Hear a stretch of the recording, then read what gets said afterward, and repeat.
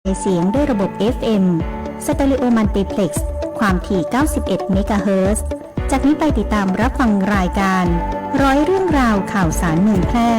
ทุกวันจันทร์ถึงวันศุกร์เวลา 11 นาฬิกาถึง 12 นาฬิกา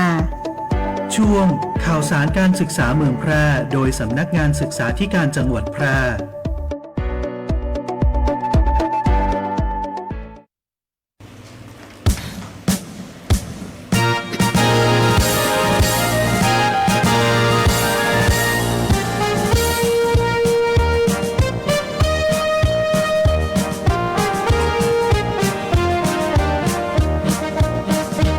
สำนักงานศึกษาธิการจังหวัดแพร่สิทธิแน่วแน่บริการการศึกษาบูรณาการทำงานยั่งยืนมางานศึกษาเจ้านำทีมทำงานรับผิดชอบเป็นใจในหน้าที่เทคโนโลยีมีใช้ในทุกด้านประสิทธิภาพเชิงพื้นที่การจัดการบริหารราชรัฐพัฒนางานก้าวไกลแสงสวัสดิ์21ประดุจเก่งเน้นงานด้านศึกษาสร้างภาพเพียนเรียนรู้สู่ประชาการศึกษายกระดับประทับใจพัฒนาการเรียนรู้ตลอดชีวิตนำปรัชญาเศรษฐกิจพอเพียงใช้การศึกษาของตนของคนไทยจะก้าวไกลด้วยทีมงานสพจ.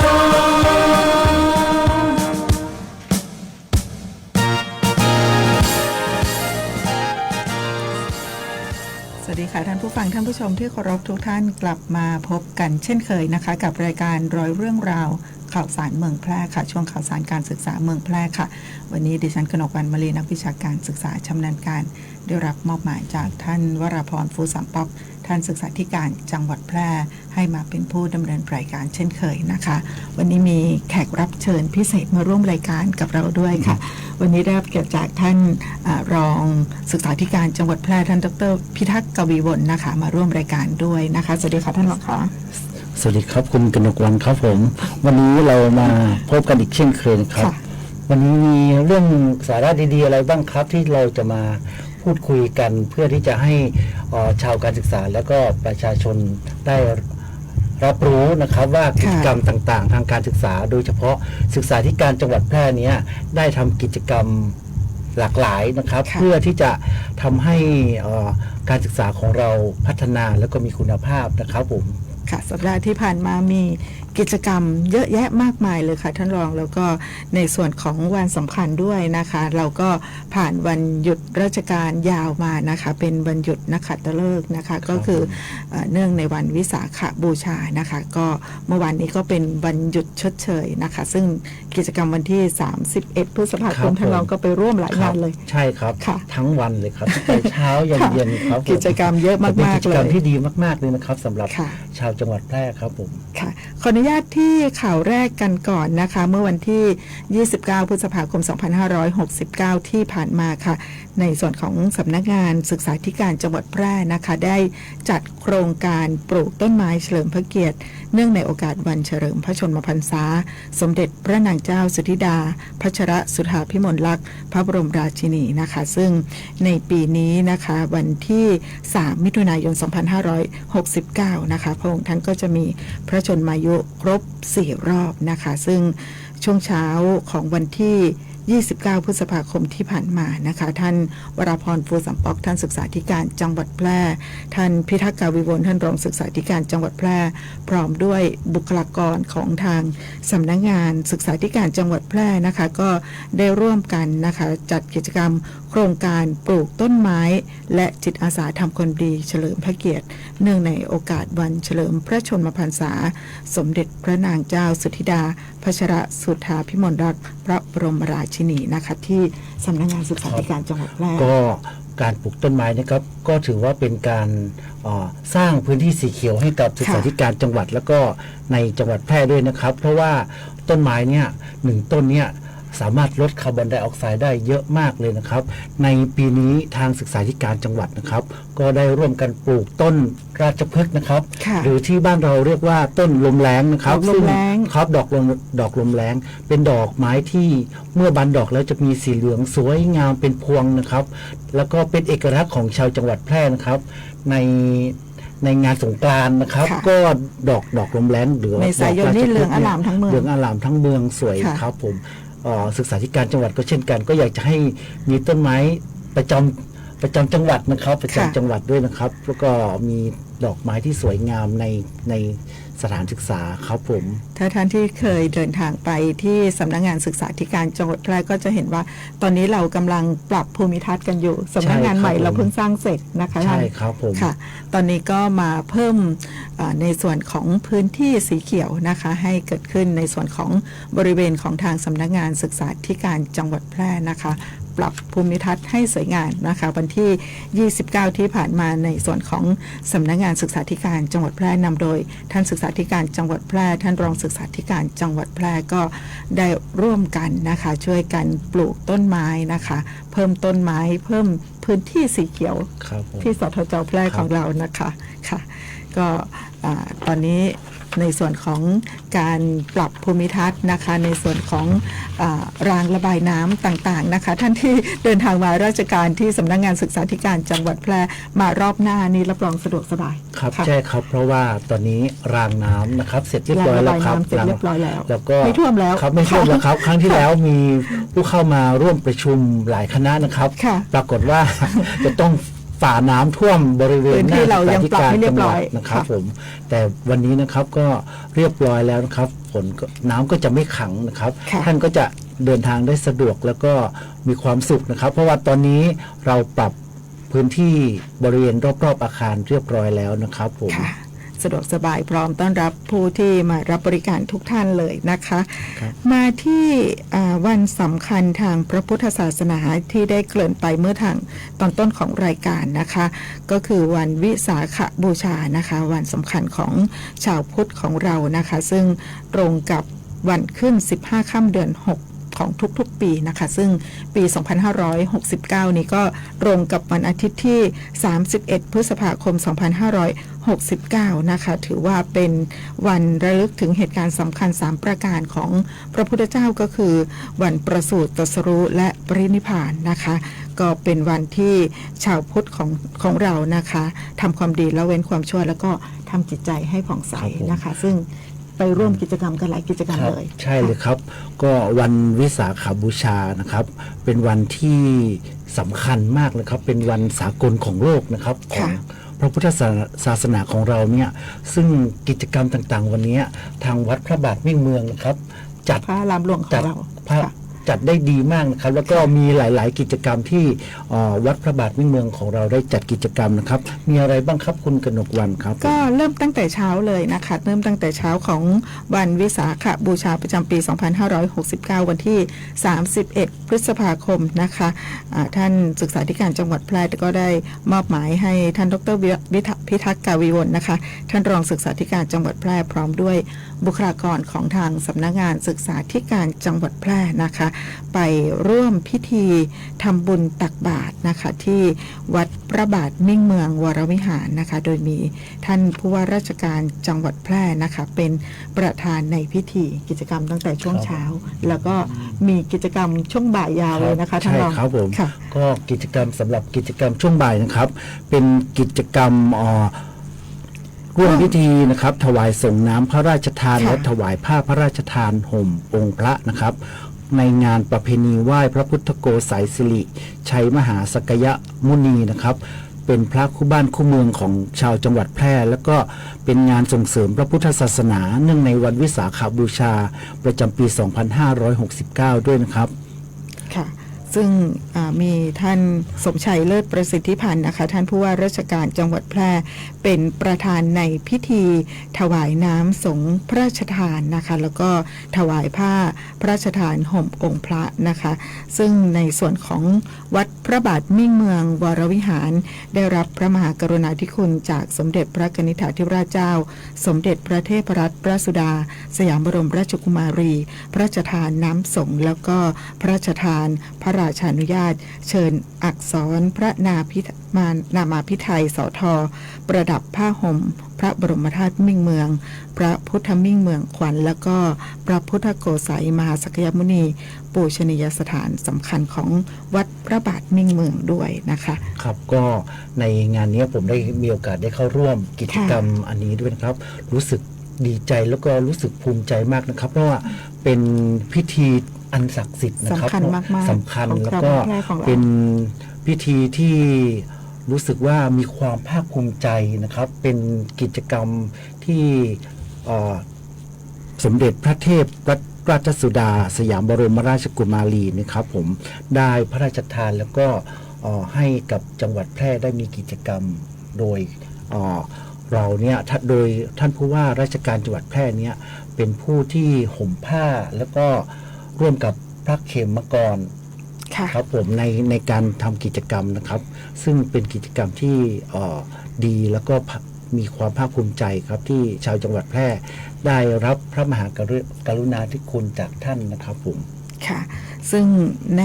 ส่วนของการจัดกิจกรรมงานประเพณีไหว้พระพุทธโกษัยสิริชัยมหาสักยมุนีแล้วก็งานส่งเสริมพระพุทธศาสนาเนื่องในวันวิสาขบูชาประจำปี 2569 นะคะ1 สัปดาห์เต็มที่เราจัดงานกันนะคะซึ่งทางสำนักงานศึกษาธิการจังหวัดแพร่ก็ได้มีส่วนร่วมในการสนับสนุนในการจัดงานครั้งนี้นะคะตั้งแต่ไปร่วมขบวนแห่เลยนะคะท่านรองค่ะซึ่งในส่วนของวันที่ 31 พฤษภาคม 2569 ที่ผ่านมานะคะในเวลา 17 นาฬิกานะคะก็มีในส่วนของการมอบเกียรติบัตรให้กับผู้สนับสนุนงานประเพณีไหว้พระพุทธโกษัยสิริชัยมหาสักยมุนีพระคู่บ้านคู่เมืองแล้วก็งานส่งเสริมพระพุทธศาสนาเนื่องในวันวิสาขบูชานะคะซึ่งท่านรองพิทักษ์กาวีวลนะคะก็เป็นผู้แทนของสำนักงานศึกษาธิการจังหวัดแพร่ไปรับมอบจากท่านเจ้าคณะจังหวัดแพร่ด้วยพระราชเขมกรครับเป็นผู้ให้กิตติบัตรนะครับผมสำหรับผู้เข้าร่วมกิจกรรมวันดังกล่าวนะครับผมค่ะอีกกิจกรรมหนึ่งนะคะที่สำคัญเมื่อวันวิสาขบูชาที่ผ่านมานะคะก็คือในส่วนของพิธีเชิญพุ่มดอกบัวประดิษฐ์ไปถวายสักการะพระศรีมหาโพธิ์ทศมราชบพิตรเนื่องในวันวิสาขบูชาประจำปี 2569 ที่วัดพระธาตุช่อแฮพระอารามหลวงนะคะซึ่งจัดพิธีขึ้นในช่วงเวลากลางคืนก็คือประมาณ 20:39 นาทีที่วัดพระธาตุช่อแฮพระอารามหลวงนะคะค่ะซึ่งท่านศึกษาธิการจังหวัดแพร่นะคะก็ได้มอบหมายให้ท่านดร.พิทักษ์กาวีวลค่ะท่านรองศึกษาธิการจังหวัดแพร่ได้เข้าร่วมพิธีดังกล่าวนะคะโดยมีท่านสมชัยเลิศประสิทธิพันธ์ท่านผู้ว่าราชการจังหวัดแพร่เป็นประธานในพิธีนะคะพร้อมกับหัวหน้าส่วนราชการหน่วยงานภาครัฐภาคเอกชนแล้วก็พุทธศาสนิกชนเข้าร่วมพิธีนะคะทั้งนี้พระบาทสมเด็จพระเจ้าอยู่หัวทรงพระกรุณาโปรดเกล้าโปรดกระหม่อมพระราชทานพุ่มดอกบัวประดิษฐ์สำหรับให้ผู้ว่าราชการจังหวัดเชิญไปถวายสักการะพระศรีมหาโพธิ์ทศมราชบพิตรเนื่องในวันวิสาขบูชาประจำปี 2569 นะคะซึ่งท่านรองก็เป็นผู้แทนของสำนักงานไปร่วมด้วยนะคะครับผมในกิจกรรมนี้นะครับก็รู้สึกภูมิใจนะครับเพราะว่าเป็น20 คนที่ได้ร่วมพิธีนะครับในครั้งนี้สำคัญมากครับเพราะว่าต้นพระศรีมหาโพธิ์ทศมราชบพิตรเนี่ยเป็นต้นไม้ที่ทางวัดได้นำนะครับมาปลูกแล้วก็ขอพระราชทานจากพระเจ้าอยู่หัวของเรานะครับในการพระราชทานพุ่มนะครับพุ่มดอกบัวประดิษฐ์เนี้ยมาไว้ที่วัดพระธาตุเจ้าแฮนะครับแล้วก็มีการทำพิธีโดยการวนพิธีเวียนนะครับทักษิณ รอบพระศรีมหาโพธิทัศมราชบพิตรนะครับจำนวน3รอบนะครับ ซึ่งเป็นกิจกรรมที่ถือว่าได้ว่าศักดิ์สิทธิ์นะครับ ค่ะ แล้วก็มีความภาคภูมิใจนะครับผมสำหรับชาวศึกษาธิการจังหวัดครับผม ค่ะถือว่าเป็นสิริมงคลแล้วก็ถวายเป็นพุทธบูชาในวันสำคัญทางพระพุทธศาสนาด้วยนะคะ เมื่อวันที่ 27 พฤษภาคม 2569 ที่ผ่านมาค่ะท่านสมชัยเลิศประสิทธิพันธ์ท่านผู้ว่าราชการจังหวัดแพร่ก็ได้มอบหมายให้ท่านวราพรฟูสัมปอกศึกษาธิการจังหวัดแพร่เป็นประธานในพิธีทำบุญตักบาตรนะคะเนื่องในงานประเพณีไหว้พระพุทธโกษัยสุริชัยมหาสักยมุนีพระคู่บ้านคู่เมืองของจังหวัดแพร่แล้วก็งานส่งเสริมพระพุทธศาสนาเนื่องในวันวิสาขบูชาประจำปี 2569 นะคะซึ่งท่านศึกษาธิการจังหวัดแพร่นะคะก็ได้รับมอบหมายจากท่านผู้ว่าราชการจังหวัดแพร่เป็นประธานในพิธีทำบุญตักบาตรนะคะท่านศึกษาพร้อมกับบุคลากรของทางสำนักงานศึกษาธิการจังหวัดแพร่นะคะก็ได้ร่วมทำบุญตักบาตรรักษาศีลเจริญภาวนานะคะซึ่งในส่วนของกิจกรรมงานไหว้งานประเพณีไหว้พระพุทธโกษัยสิริชัยมหาสักยมุนีพระคู่บ้านคู่เมืองของจังหวัดแพร่แล้วก็งานส่งเสริมพระพุทธศาสนาเนื่องในวันวิสาขบูชาประจำปี 2569 นะคะก็เรียบร้อยไปด้วยดีแล้วก็เยาวชนของเราได้ร่วมกิจกรรมมากมายเลย ในส่วนของการศึกษาก็เช่นกันนะครับเรามีภาคีเครือข่ายนะครับ ไม่ว่าสำนักงานเขตพื้นที่การศึกษาประถมศึกษาแพร่เขต 1 แพร่เขต 2 มัธยม แล้วก็สกรหรือกรมส่งเสริมการเรียนรู้ประจำจังหวัดแพร่แล้วก็ทางส่วนท้องถิ่นนะครับได้เข้ามาร่วมในกิจกรรมนี้ด้วยเช่นกันนะครับตั้งแต่วันที่ 25 ใช่ไหมครับใช่ตั้งแต่วันที่ 25 เป็นต้นมาจนถึงเสร็จสิ้นงานนะครับผมค่ะ1 สัปดาห์ด้วยกันนะคะก็เสร็จเรียบร้อยนะคะเด็กๆก็ได้รับความสนุกสนานได้รับความรู้แล้วก็ได้ร่วมกิจกรรมที่มีประโยชน์มากมายเลยนะคะขออนุญาตทิ้งท้ายช่วงแรกนี้นะคะด้วยข่าวประชาสัมพันธ์นะคะตอนนี้ในส่วนของทางสำนักงานศึกษาธิการจังหวัดแพร่นะคะได้ขอเชิญทุกท่านนะคะได้ร่วมกันเสนอชื่อครูผู้สร้างการเปลี่ยนแปลงให้ชีวิตศิษย์แล้วก็เป็นครูผู้มีคุณูปการต่อการศึกษาควรค่าแก่การได้รับการยกย่องเชิดชูเกียรติเพื่อรับพระราชทานรางวัลสมเด็จเจ้าฟ้ามหาจักรีครั้งที่ 7 ปี 2570 นะคะครั้งที่ 7 แล้วสำหรับรางวัลสมเด็จเจ้าฟ้ามหาจักรีค่ะท่านรองครับผมก็เป็นรางวัลที่น่าภาคภูมิใจเช่นกันนะครับทีนี้ในส่วนของจังหวัดแพร่ของเรานะครับที่จริงนะครับครูของเรานี้เยอะนะครับหรือว่าผู้ที่มีความเป็นครูแล้วก็สั่งสอนศิษย์ให้ประสบผลสำเร็จเนี้ยมีจำนวนเยอะแต่ในหลายๆปีที่ผ่านมานะครับไม่ค่อยมีอาจจะมีคนส่งน้อยไปนิดนึงไม่ค่อยมีคนส่งนะครับแล้วก็มีคนส่งน้อยจำนวนน้อยมากนะครับแล้วก็พอถึงเวลาคัดเลือกนะครับก็ส่วนใหญ่ก็จะได้รางวัลนะครับเป็นรางวัลอะไรยิ่งครูขนศิษย์ส่วนใหญ่จะเป็นครูขนศิษย์แต่ว่าคราวที่ผ่านมานะคะจังหวัดแพร่ของเราในถ้าจำไม่ผิดครั้งที่6นะคะเราได้รับรางวัลครูยิ่งคุณนะคะก็ติด1 ใน 20ระดับประเทศนะคะค่ะแล้วก็ในปีนี้ก็อยากจะให้ทุกท่านนะครับทุกภาคส่วนนะครับส่งมาเยอะๆนะครับเพราะว่าเป็นรางวัลที่ถือได้ว่าเป็นเกียรติประวัติให้กับวงตระกูลแล้วก็เป็นเกียรติประวัติให้กับชาวจังหวัดแพร่ด้วยนะครับถ้าท่านเจอครูท่านใดหรือว่าผู้ที่สั่งสอนศิษย์แล้วประสบผลสำเร็จนะครับสามารถส่งรายชื่อเข้ามาที่สำนักงานศึกษาธิการจังหวัดแพร่ได้นะครับผมที่งานครุสภานะคะรางวัลนี้ไม่สามารถที่จะเสนอตัวเองได้นะคะท่านรองขออนุญาตแจ้งสำหรับหลักเกณฑ์ในการเสนอ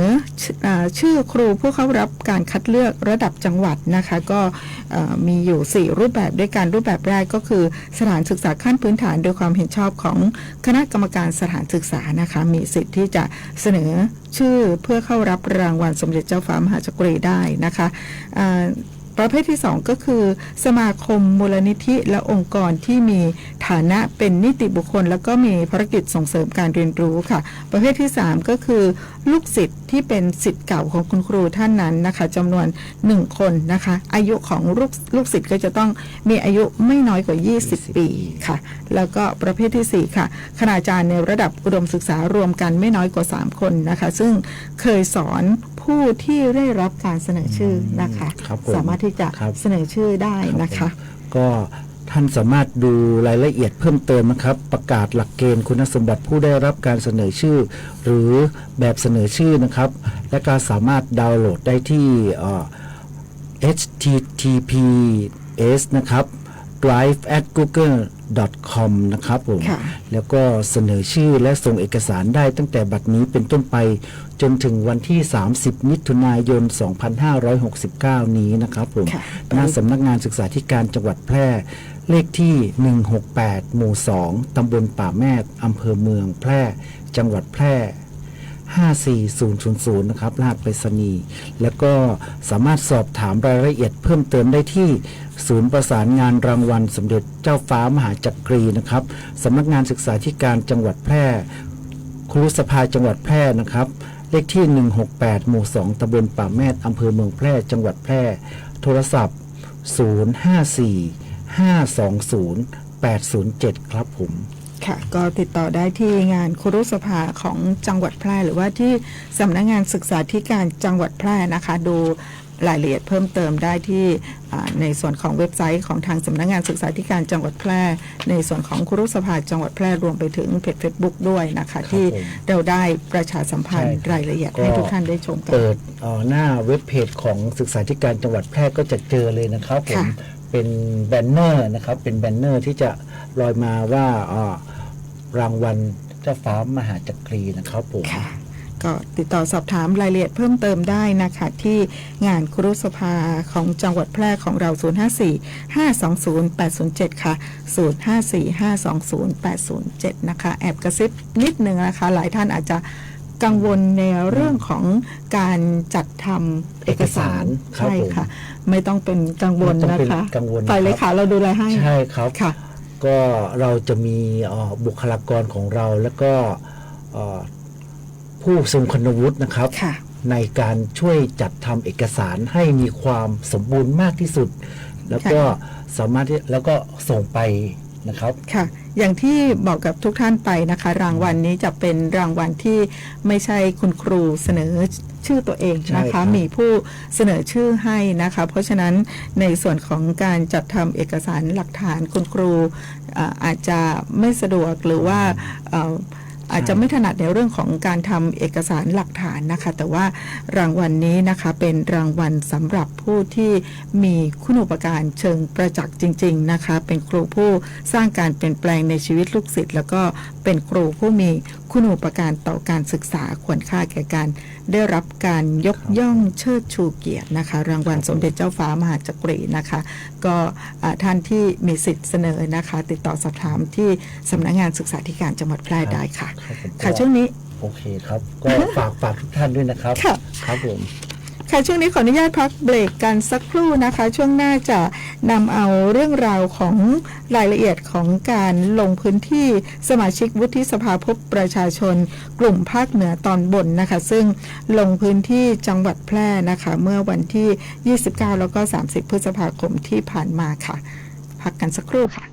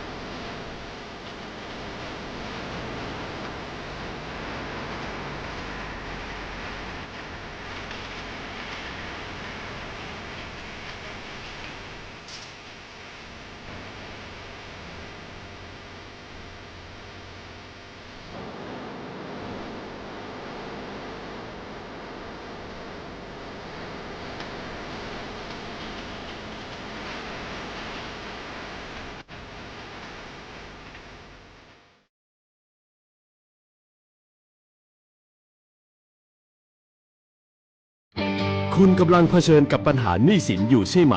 อย่าเพิ่งหมดหวังทุกปัญหามีทางออกธนาคารแห่งประเทศไทยมีคำแนะนำและข้อมูลที่เป็นประโยชน์ที่จะช่วยคุณจัดการหนี้ให้ถูกวิธี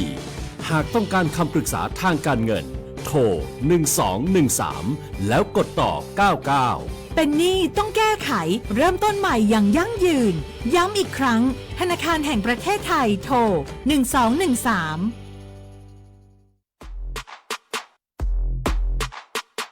เยาวชนคือพลังสำคัญของชาติและเป็นกำลังสำคัญในการสืบสานความมั่นคงของชาติในอนาคตสถาบันพระมหากษัตริย์คือหนึ่งในสถาบันหลักที่อยู่คู่คนไทยมาอย่างยาวนานเป็นศูนย์รวมจิตใจและเป็นแบบอย่างแห่งการทำความดีเพื่อประชาชน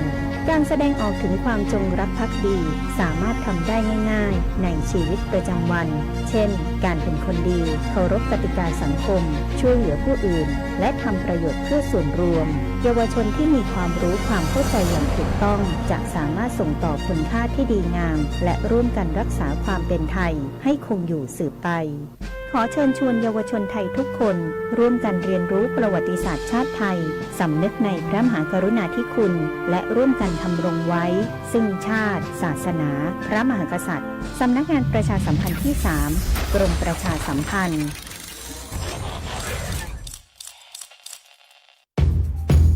นายชุติเดชมีจันทร์ผู้ว่าราชการจังหวัดแพร่ประกาศเจตนารมณ์ให้จังหวัดแพร่เป็นจังหวัดที่ใสสะอาดสุจริตโปร่งใสตรวจสอบได้ผู้บริหารและเจ้าหน้าที่ของรัฐทุกคนในจังหวัดแพร่ต้องพร้อมใจกันปฏิบัติหน้าที่ด้วยความเป็นธรรมดำรงตนเป็นแบบอย่างที่ดีไม่รับของขวัญของกำนันและไม่เรียกรับผลประโยชน์ทุกชนิดจากการปฏิบัติหน้าที่สุจริตโปร่งใสจังหวัดแพร่ใสสะอาดงดรับงดให้ No gift policyค่ะต้อนรับท่านผู้ฟังเข้าสู่ช่วงที่2ของรายการนะคะอย่างที่เกริ่นไว้เมื่อช่วงที่ผ่านมานะคะก็คือในส่วนของจังหวัดแพร่ของเรามีโอกาสได้ต้อนรับคณะสมาชิกวุฒิสภาพบประชาชนกลุ่มภาคเหนือตอนบนนะคะซึ่งคณะของท่านได้ลงพื้นที่ของจังหวัดแพร่เมื่อวันที่29แล้วก็30พฤษภาคม 2569 ที่ผ่านมานะคะโดยวันแรกก็คือ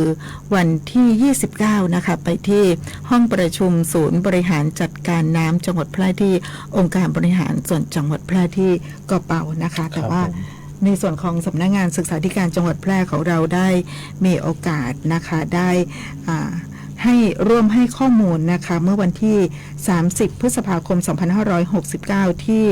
โรงเรียนบ้านห้วยห้อมนะคะที่อำเภอร้องกวางจังหวัดแพร่นะคะซึ่งนำโดยท่านวรพรฟูสัมปอกท่านศึกษาธิการจังหวัดแพร่นะคะท่านรองพิทักษ์กวีวนนะคะพร้อมกับคณะนะคะก็ได้ร่วมให้การต้อนรับนายพระวัตรตันสิริประธานคณะกรรมการขับเคลื่อนโครงการสมาชิกวุฒิสภาพบประชาชนกลุ่มภาคเหนือตอนบนพร้อมกับคณะนะคะโดยในโอกาสลงพื้นที่จังหวัดแพร่นะคะโดยมีท่านชัยสิทธิ์ชัยสำริดผลรองผู้ว่าราชการจังหวัดแพร่ให้การต้อนรับพร้อมกับหน่วยงานที่เกี่ยวข้องค่ะครับก็ในครั้งนี้นะครับก็สำนักงานศึกษาธิการจังหวัดนะครับพร้อมด้วยหน่วยงานทางการศึกษาและโรงเรียนบ้านห้วยห้อมได้ร่วมให้ข้อมูลด้านการจัดการศึกษาเพื่อแก้ปัญหาเด็กและเยาวชนนอกระบบการศึกษาและพัฒนาการศึกษาให้สอดคล้องกับวิถีชนเผ่านะครับการช่วยเหลือสนับสนุนการจัดการศึกษาเพื่อแก้ไข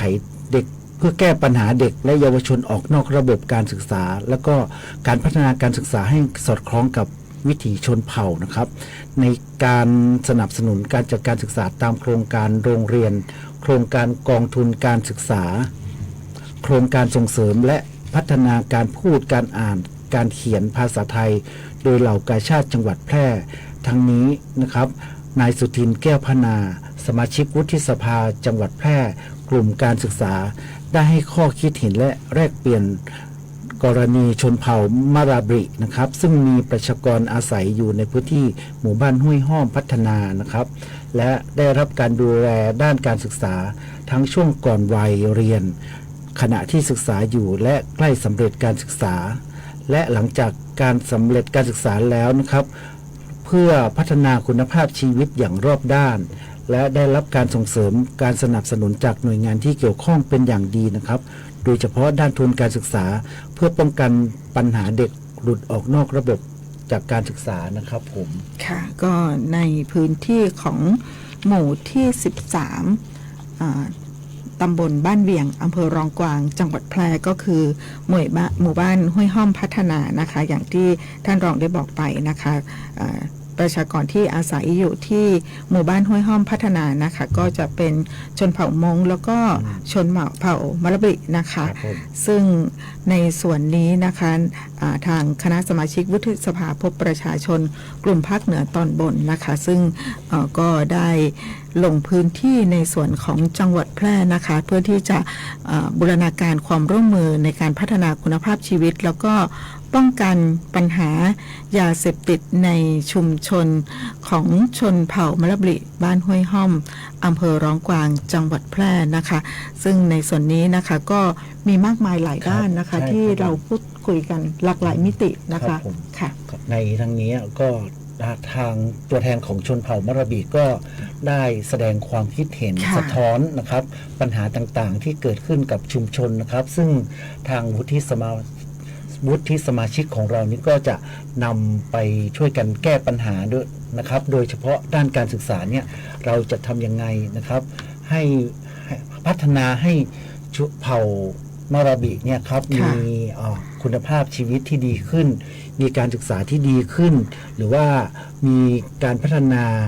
โดยรอบนะครับโดยเฉพาะในชุมชนในหมู่บ้านของมะละบิเนี่ยครับให้ถูกสุขอนามัยนะครับมีคุณภาพที่ดีขึ้นนะครับผมค่ะในส่วนของหน่วยงานทางการศึกษานะคะก็นำโดยท่านวราพรฟูสัมป๊อกค่ะท่านศึกษาธิการจังหวัดแพร่นะคะสำนักงานเขตพื้นที่การศึกษาประถมศึกษาแพร่เขต1นะคะนำโดยท่านผู้อำนวยการประเสริฐศักดิ์เฮิร์นไทยสงฆ์นะคะแล้วก็ในส่วนของสกร.อำเภอร้องกวางนะคะในส่วนของโรงเรียนบ้านห้วยห้อมนะคะก็ได้ร่วมกันให้ข้อมูลนะคะในส่วนของบริบทของพื้นที่ทั้งประชากรที่อาศัยอยู่ในพื้นที่การศึกษาทั้งในระบบนอกระบบแล้วก็อาชีพด้วยนะคะค่ะก็บูรณาการการทำงานร่วมกันเพื่อที่จะแก้ไขปัญหาให้ตรงจุดอย่างที่ท่านรองบอกไปนะคะก็มีการสะท้อนจากตัวแทนของเยาวชนของเผ่ามะละบิด้วยใช่ครับค่ะก็มีการแก้ปัญหาในเรื่องของทางด้านการปกครองความมั่นคงนะคะแนวทางในการแก้ปัญหา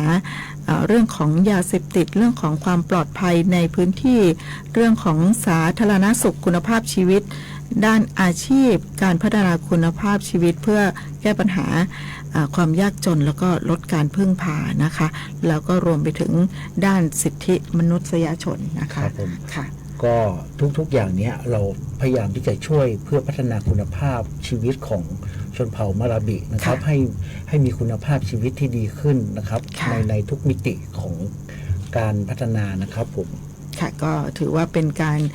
แลกเปลี่ยนแล้วก็หารือร่วมกันนะคะก็เป็นนำเอาข้อมูลที่มีอยู่แล้วนะคะแล้วก็แนวทางที่จะช่วยกันพัฒนาช่วยเหลือสนับสนุนกันต่อไปนะคะโดยเฉพาะอย่างยิ่งทางด้านการศึกษาที่ทางหน่วยงานทางการศึกษาก็จะได้ร่วมกันขับเคลื่อนนะคะครับค่ะไปที่ข่าวต่อไปนะคะก็คือการร่วมในงานโครงการเสวนาเส้นทางสู่ความปลอดภัยจากการขับขี่มอเตอร์ไซค์อย่างยั่งยืนประจำปี 2569 นะคะซึ่งท่านศึกษาธิการจังหวัดแพร่ท่านวราพรฟูสัมป๊อกนะคะก็ได้ไปร่วมในการเปิดโครงการเสวนาเส้นทางสู่ความปลอดภัยจากการขับขี่มอเตอร์ไซค์อย่างยั่งยืนนะคะที่ในส่วนของหอประชุมและแสดงศิลปะวัฒนธรรมล้านนาตะวันออกและกลุ่มประเทศ GMS กเป่านะคะเมื่อวันที่ 27 พฤษภาคมที่ผ่านมานะคะโดยมีท่านผู้ว่าราชการจังหวัดแพร่ท่านสมชัยเลิศประสิทธิพันธ์นะคะเป็นประธานในพิธีนะคะค่ะก็มีการแลกเปลี่ยนในส่วนของประสบการณ์และก็แนวคิดกันนะคะท่านรองก็ภายใต้หัวข้อเสวนานะครับการสร้างจิตสำนึก ปรับเปลี่ยนพฤติกรรมการขับขี่รถมอเตอร์ไซค์เพื่อลดความเสี่ยงจากการเกิดอุบัติเหตุทางถนนในทุกมิตินะครับรวมไปถึงการแลกเปลี่ยนความคิดเห็นระดมความคิดเห็นเพื่อแก้ไขจุดเสี่ยงพฤติกรรมเสี่ยงเสนอกิจกรรมโครงการที่เป็นต้นแบบเพื่อให้การบูรณาการการทำงานเป็นไปอย่างมีประสิทธิภาพช่วยลดอุบัติเหตุได้อย่างยั่งยืนต่อไปครับผม ค่ะโดยสำนักงานป้องกันและบรรเทาสาธารณภัยจังหวัดแพร่นะคะก็ร่วมกันในส่วนของการแลกเปลี่ยนนะคะซึ่งปัญหาในเรื่องของอุบัติเหตุทางถนนน่ะเราไม่อยากให้เกิดขึ้น ใช่ นะคะ ครับ โดยเฉพาะอย่างยิ่งกลุ่มเด็กแล้วก็เยาวชน เคยไปประชุมที่จังหวัดนะครับแล้วก็สถิติการเกิดอุบัติเหตุของเราเนี่ยเยอะนะครับ ค่ะ ไม่สามารถที่จะลดได้จากปีก่อนเลยอุบัติเหตุที่เกิดขึ้นก็คือรถจักรยานยนต์ ค่ะ 80%เลยนะครับว่าส่วนใหญ่นะครับก็จะเป็นถนนสายรองนะครับไม่ใช่สายหลักแล้วก็สิ่งที่สำคัญคืออุบัติเหตุเกิดขึ้นแล้วก็มีผู้ได้รับบาดเจ็บไม่ใส่หมวกกันน็อก ส่วนใหญ่ ครับเป็นส่วนใหญ่เลยครับ80%นะครับที่ไม่ได้สวมหมวกกันน็อกแล้วก็ทำให้เกิดการเสียชีวิตแล้วก็เกิดพิการนะครับเกิดการพิการหรือว่าทุพพลภาพเนี่ยจำนวนมากนะครับแล้วก็เพราะฉะนั้นก็อยากจะให้ทุกท่านนะครับใส่ใจเรื่องอุบัติเหตุนะโดยเฉพาะการขับขี่มอเตอร์ไซค์เราจะต้องสวมหมวกกันน็อกทุกครั้งนะครับผม ค่ะต้องตระหนักกันนิดหนึ่งนะคะอย่างที่ท่านรองบอกไปก็คือในส่วนของรถจักรยานยนต์หรือว่ามอเตอร์ไซค์เด็กๆเยาวชนเราใช้กันเยอะนะคะแล้วก็ส่วนใหญ่เด็กๆก็ไม่ค่อยจะสวมหมวกกันน็อกหรือว่าหมวกนิรภัยกันเท่าไหร่นะคะแต่ว่ามอเตอร์ไซค์คือหนังหุ้มเหล็ก ครับผม ไม่ใช่เหล็กหุ้มหนัง ใช่ เพราะฉะนั้น ครับผม เวลาเกิดอุบัติเหตุขึ้นเนี่ยเสี่ยงมากๆสำหรับในส่วนของร่างกายที่จะ ใช่ครับ อาจจะมีความพิการหรือว่าหนักนะคะ ถ้าหัวเราหรือว่าศีรษะเราไปกระแทก ค่ะ กับพื้นนะครับผมพื้นถนนเนี่ยก็ส่วนใหญ่ก็จะพิการทางสมองนะครับแล้วก็จะต้องผ่าตัดแล้วก็คุณภาพชีวิตก็จะแย่ลงนะครับทั้งตนเองและของครอบครัวด้วยนะครับพ่อแม่ก็จะต้องมาดูแลลูกๆที่ได้รับอุบัติเหตุแล้วก็พิการนะครับ ค่ะ ดังนั้นเราก็ ป้อ ช่ ง วย กั กัน น ไว้ ส่ง ก่อน เสริมนะครับช่วยกัน ค่ะ ส่งเสริมและป้องกันไว้ก่อนนะครับส่งเสริมก็คือส่งเสริมใส่หมวกกันน็อกในขณะที่ขับขี่จักรยานยนต์นะครับผม ค่ะ ป้องกันก็คือต้องดูแลป้องกันจากตนเองนะครับป้องกันจากครอบครัวนะครับแล้วก็การขับขี่นะครับรถมอเตอร์ไซค์ก็ต้องระมัดระวังเป็นพิเศษนะครับผม ค่ะวินัยจราจรก็เป็นเรื่องสำคัญนะคะ ก็อยากจะให้น้องๆเด็กๆเยาวชนของเรานะคะ ได้มีการปรับเปลี่ยนพฤติกรรมการขับขี่รถจักรยานยนต์หรือว่ารถมอเตอร์ไซค์นะคะ ลดความเสี่ยงลง ใช่ครับ ความเร็วก็อย่าเร็วเกิน ใช่ครับ ค่ะ ผม ก็จุดไหนที่ควรจะต้องชะลอจุดไหนที่จะต้องควรพักหรือว่าจะต้องมีการเว้นให้กันอย่างไรนะคะ ก็อยากจะให้น้องๆได้มีวินัยจราจรป้องกันการเกิดอุบัติเหตุค่ะ ครับผม ค่ะ ไปอีกข่าวหนึ่งนะคะ เมื่อวันที่ 28 พฤษภาคม 2569 ที่ผ่านมานะคะ ท่านศึกษาธิการจังหวัดแพร่ได้ไปร่วมเป็นเกียรติในพิธีเปิดงานเทศกาลสร้างสรรค์สำหรับเด็กและเยาวชนแพร่เพื่อเด็กนะคะ โดยมีท่านคุณากรโคชยรันท่านรองผู้ว่าราชการจังหวัดแพร่เป็นประธานในพิธีนะคะ ได้รับการส่งเสริมงบประมาณจากสสสนะคะจัดที่บริเวณสวนรุกขชาติเชตวันนะคะบ้านเขียวนะคะที่อำเภอเมืองแพร่ของเรานี่เองนะคะ โดยที่มีเป้าหมายที่สำคัญนะคะจัดขึ้นเป็นแพร่เพื่อเด็กนะคะท่านรอง ครับผม ค่ะมีเป้าหมายสำคัญในการสร้างนิเวศสุขภาวะสำหรับเด็กและครอบครัวผ่านกลไกเทศกาลนิทรรศการสร้างสรรค์นะคะซึ่งในปี 2026 นะคะคณะผู้จัดงานได้คัดเลือกให้จังหวัดแพร่เป็นพื้นที่ยุทธศาสตร์ในการขับเคลื่อนภายใต้ทีมซ่อมแอนสร้างนะคะ Repairing the Past Raising The Future นะคะเพื่อสื่อสารแนวคิดที่ว่าการสร้างเด็กที่แข็งแรงนั้นง่ายกว่าการซ่อมผู้ใหญ่ที่แตกสลายโอ้น่าสนใจมาก ครับน่าสนใจนะครับ ค่ะ เป็นคำที่กินใจนะครับว่า ค่ะ เด็กของเราเนี่ยเป็นเด็กและเยาวชนในอนาคตก็จะเติบโตเป็นผู้ใหญ่ที่มีคุณภาพนะครับ เพราะฉะนั้นเราก็ ทำการสร้างคุณ สร้าง ภา ตั้งแต่ พ เด็ก ครับสร้างตั้งแต่เด็กนะครับ ค่ะ ตั้งแต่เด็กและเยาวชนของเรา พอเติบโตขึ้นมาเป็นผู้ใหญ่ในสังคมก็จะเป็นผู้ใหญ่ที่มีคุณภาพนะครับ แล้วก็สามารถที่จะพัฒนาสังคมให้มีความเจริญก้าวหน้าต่อไปได้ยิ่งขึ้นไปนะครับ ก็เป็นกิจกรรมดีๆ ที่ทางจังหวัดนะครับได้จัดขึ้นนะครับผม ค่ะสร้างเด็กที่แข็งแรงง่ายกว่าซ่อมผู้ใหญ่ที่แตกสลายนะคะเพราะฉะนั้นก็ในส่วนของการสร้างสุขภาวะที่ดีนะคะสำหรับเด็กและครอบครัวนะคะทั้งร่างกายและก็จิตใจของเด็กนะคะก็ช่วยกันนะคะในส่วนของกิจกรรมดีๆเทศกาลสร้างสรรค์สำหรับเด็กและครอบครัวแพร่เพื่อเด็กนะคะที่ทางจังหวัดแพร่ของเราได้จัดขึ้นค่ะค่ะ ก่อนที่จะหมดเวลาขออนุญาตทิ้งท้ายทิ้งทวนอีกรอบหนึ่งนะคะสำหรับรางวัลสมเด็จเจ้าฟ้ามหาจักรีครั้งที่ 7 ปี 2570 นี้นะคะท่านรองขออนุญาต ครับผม ประชาสัมพันธ์นะคะ ส่งเอกสารแล้วก็สมัครได้ตั้งแต่วันนี้จนถึง วันที่ 30 มิถุนายน ค่ะ นี้นะครับผม ค่ะถึงวันที่ 30 มิถุนายน 2569 นี้นะคะที่งานครุสภาของทางสำนักงานศึกษาธิการจังหวัดแพร่นะคะท่านที่มีสิทธิ์นะคะท่านที่มีคุณสมบัติมีสิทธิ์เสนอชื่อครูเพื่อเข้ารับการคัดเลือกระดับจังหวัดนะคะติดต่อสอบถามไปได้ที่สำนักงานศึกษาธิการจังหวัดแพร่นะคะค่ะ ก็โทรศัพท์นะครับ 054-520-807 นะครับ หรือถ้าท่านไม่สะดวกนะครับมาติดต่อได้เลยนะครับที่ศึกษาธิการจังหวัดได้เลยนะครับ เราพร้อมนะครับเราพร้อมที่จะรับนะครับทุกท่านนะครับ ค่ะก็เป็นโครงการดีๆนะคะที่นำมาฝากให้กับทุกท่านนะคะโดยเฉพาะอย่างยิ่งคุณครูนะคะผู้ที่มีคุณูปการต่อการศึกษา ผู้สร้างการเปลี่ยนแปลงในชีวิตศิษย์นะคะเราอยากให้ครูจังหวัดแพร่ของเราซึ่งเป็นครูผู้มีคุณภาพนะคะอยากให้ท่านได้รับรางวัลสมเด็จเจ้าฟ้ามหาจักรีนะคะ ก็อย่างน้อยปีนี้ก็รางวัล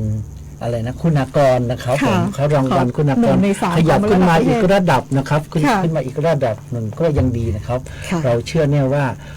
จังหวัดแพร่ของเรามีคนดีมีครูดีๆ เยอะแยะนะครับ แล้วก็ขอให้ส่งกันมาเยอะๆนะครับทีนี้เราหวังว่ารางวัลคุณากรนะครับคงไม่ไกลเกินเอื้อมนะครับสำหรับ